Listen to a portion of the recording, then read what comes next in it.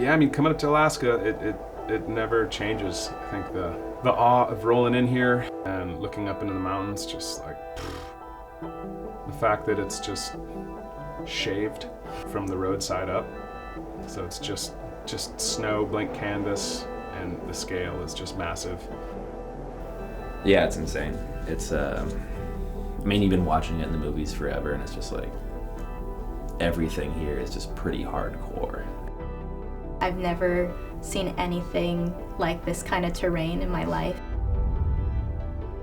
Valdez is basically the biggest, longest, steepest, sustained runs you can do. Experience is just majorly important up here, and also it's like a drug. If you get a bluebird POW day that's stable and you get a bunch of shots here, you're probably just juiced up more than ever, like anywhere else. It's just a completely different like feeling. It truly is super special to be able to come here with some of the best riders in the world and try to compete under the best conditions we could find.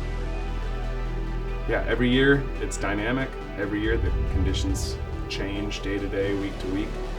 But when things come together and you have confidence and stability and the snow's good, it's just a blank canvas like no other.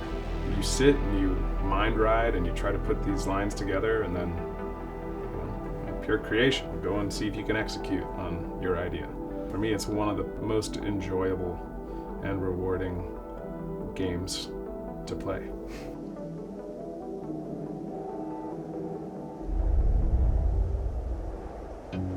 This zone that we were in was really unique in that it had sort of multiple valleys, all kind of oriented exactly the same way. So there was multiple northeast facing options and multiple northwest facing options. And, we went out there initially to do northeast one.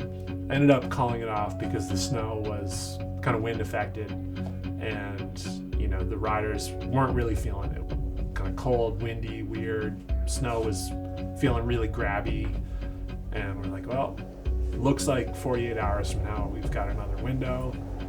Did a rider vote, made the call, we're gonna push it 48 hours, let the snow facet out and heal a little bit, and go for it again. But that meant we had to do it all in one day. Rolling into event day, we came out knowing that it was probably gonna be a pretty damn big day. Luckily, I won't say luckily because I don't think there was a lot of luck involved.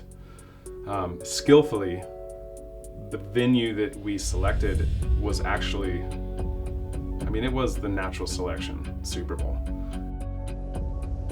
We had a morning venue on one side, we had a semifinals on the other side with the finals venue that got perfect late light. So it was kind of this beautiful day of morning light on one side transitioning into afternoon light for the next venue, transitioning into this beautiful finals.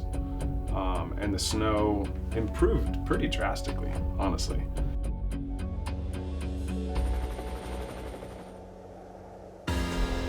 It's just an incredibly unique opportunity that we all have to continue to push this thing forward. It's that constant learning of, what's possible? How far out can we go? Quarterfinals in one venue, semifinals in another, finals in a third venue, all in one day, with a ridiculous amount of logistics and movements required to reposition everybody to make all that work so we could film, judge, and ride 40 runs across 3 different zones in a day. That was psycho. And it absolutely worked, but it was right on the edge of what was physically possible in the time and space that we had. And that's, calculated. That's not like a gamble.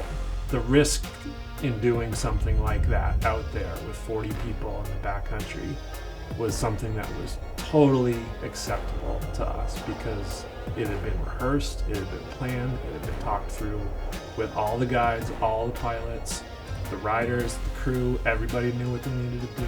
They just go out and execute, and we get it done.